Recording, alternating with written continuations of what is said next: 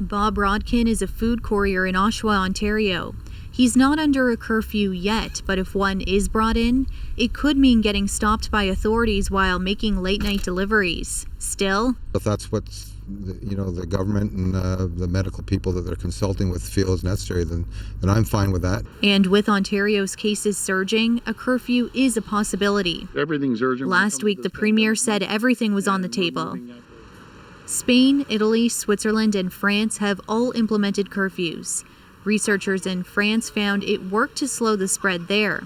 The strongest effect was for people 60 and older, but the data doesn't show why.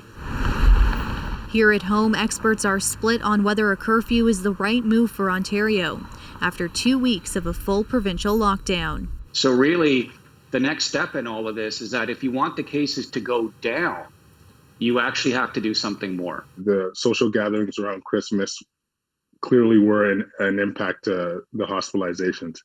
But Christmas is over. This is not the solution. We need paid leave. We need rapid testing.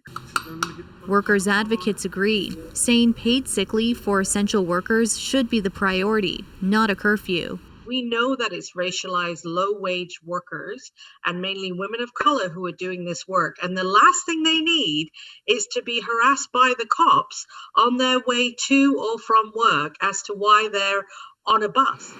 Which raises another curfew consideration, mental health. My main concern is the rise in psychological distress, anxiety, depression, substance abuse, and domestic violence. Even before today's new record high number of cases, Ontario health officials were calling the situation scary.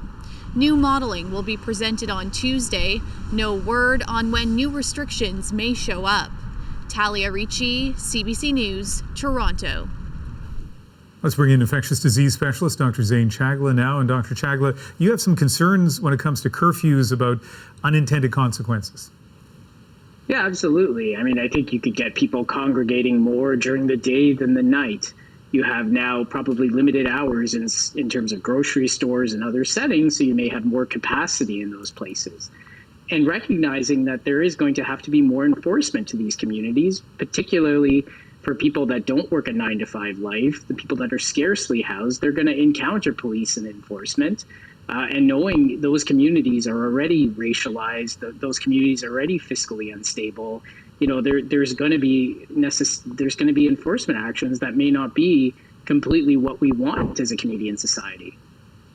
And we can look at some other jurisdictions that have already imposed curfews. Are there any lessons there for provinces in Canada that might want to follow suit?